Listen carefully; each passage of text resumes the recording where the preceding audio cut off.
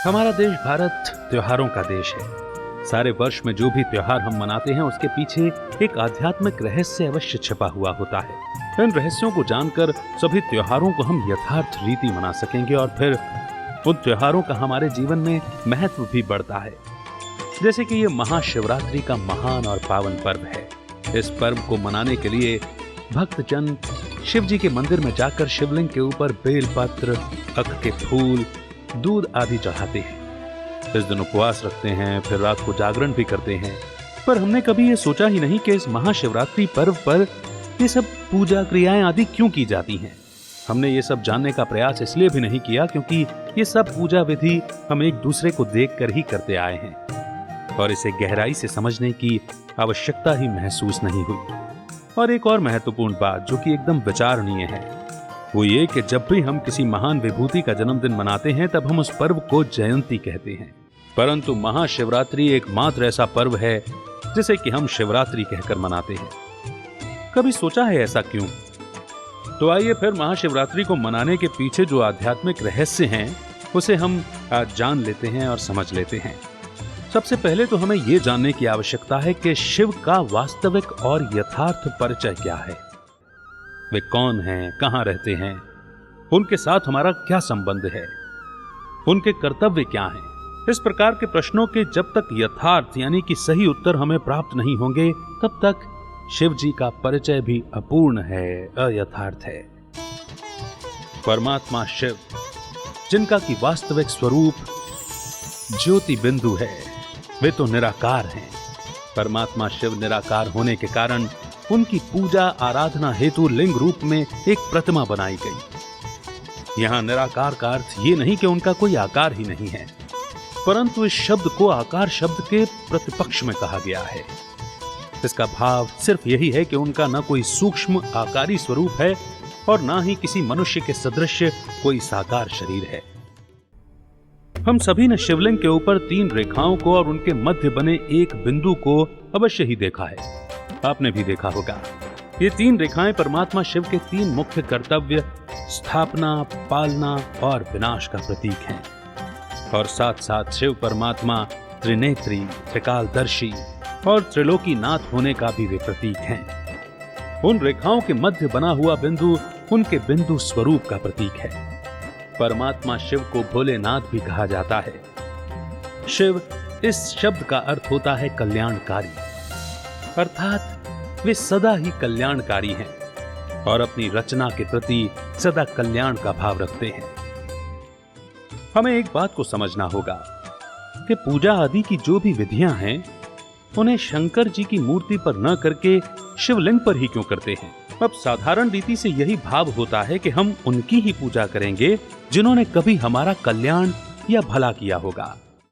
और वैसे भी शंकर जी यानी कि शंकर देवता की मूर्ति तो सदा ही ध्यान मुद्रा में स्थित एक तपस्वी के रूप में दिखाते हैं, जिसका स्पष्ट अर्थ यही है कि शंकर जी किसी और की तपस्या कर रहे हैं, क्योंकि तपस्या उनकी की जाती है जो अपने से भी श्रेष्ठ हैं, शक्तिशाली हैं और उनसे हमें कुछ न कुछ प्राप्त होता है।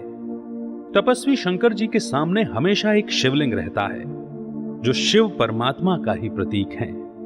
तो अब इसका सरल सा अर्थ यही हो जाता है कि शंकर जी तो शिव परमात्मा की ही तपस्या कर रहे हैं। इससे यह भी समझ में आता है कि शंकर जी और शिव एक दूसरे से भिन्न हैं और तपस्या करने वाले शंकर जी से शिव जी श्रेष्ठ हैं।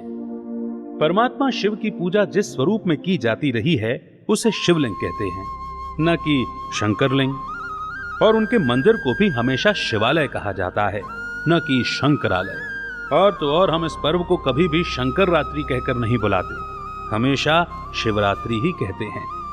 अच्छा, ये बात तो आप भी जानते होंगे कि शिवलिंग को ज्योतिर्लिंग भी कहते हैं।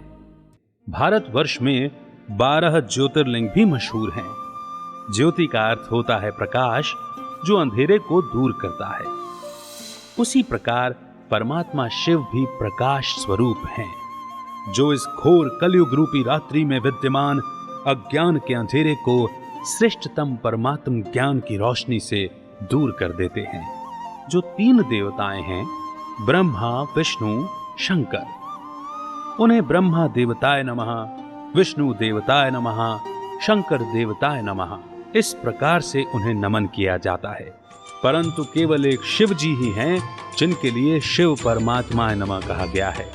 इन तीनों देवताओं के रचयिता होने के कारण उन्हें त्रिमूर्ति भी कहा जाता है और हम त्र्यंबकेश्वर शिव के रूप में उनकी आराधना करते हैं। परमात्मा शब्द परम और आत्मा इन दो शब्दों से मिलकर बना हुआ है। परम का अर्थ होता है सर्वश्रेष्ठ या अद्वितीय, तो परमात्मा अर्थात सर्वश्रेष्ठ आत्मा या अद्वितीय आत्मा। अन्य जो कोई भी हैं उन्हें हम देव आत्मा, पुण्य आत्मा, महात्मा आदि तो कह सकते हैं, परंतु परमात्मा नहीं कह सकते। परमात्मा शब्द का प्रयोग यथार्थ रूप से केवल हम एक शिव के लिए ही कर सकते हैं, जो कि सभी देवी देवताओं से श्रेष्ठ हैं, ऊंचे हैं। और अपितु यही कारण है कि शिव परमात्मा के अधिकतर मंदिर पहाड़ियों पर अर्थात ऊंचे स्थानों पर स्थित हैं। परमात्मा शिव से हमारा जो संबंध है उसे भी जानना आवश्यक है। इस विषय की स्पष्टता हेतु हम आपको एक बात की स्मृति दिलाना उचित समझते हैं कि जब भी हम परमात्मा शब्द का प्रयोग करते हैं तब उस शब्द के पहले हम परम पिता शब्द का प्रयोग अवश्य ही करते हैं और दोनों शब्दों को मिलाकर हम परम पिता परमात्मा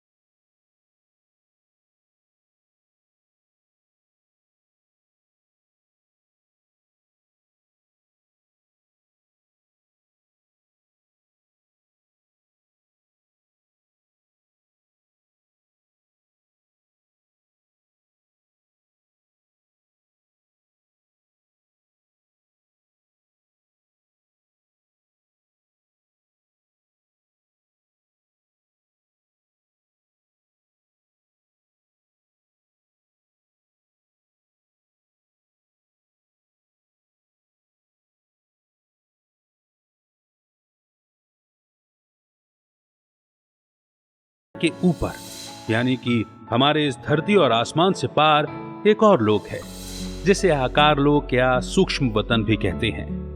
ये वही लोक है जहां पर 3 सूक्ष्म देवताएं ब्रह्मा, विष्णु, शंकर का वास है। और इन सबसे ऊपर एक और दुनिया है जिसे निराकार लोक कहते हैं। इन दोनों लोकों से भी परे होने के कारण इसे परलोक भी कहते हैं।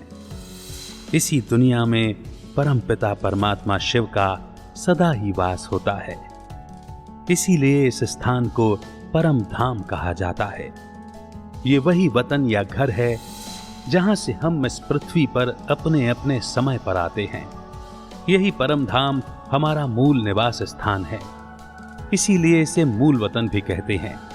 जैसे ये साकार लोक या स्थूल वतन 5 तत्वों का बना है, उसी प्रकार ये लोक छठे तत्व ब्रह्म तत्व से बना है, इसीलिए इसे ब्रह्म लोक के नाम से भी जाना जाता है।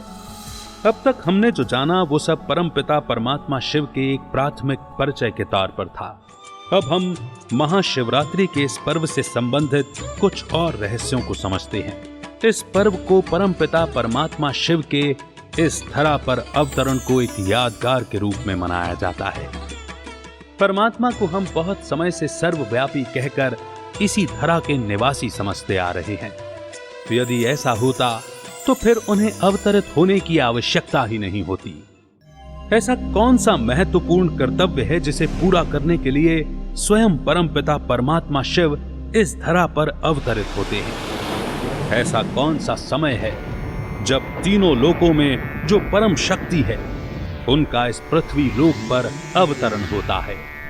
इन प्रश्नों का उत्तर जानने के लिए हमें इस सृष्टि चक्र या काल चक्र को समझना आवश्यक है। इस समय चक्र अथवा सृष्टि चक्र के 4 समान युग हैं।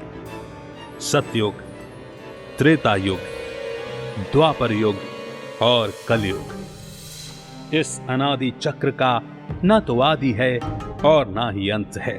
एक युग के बाद दूसरा और फिर तीसरा, चौथा, इस क्रम में ये फिरता ही रहता है।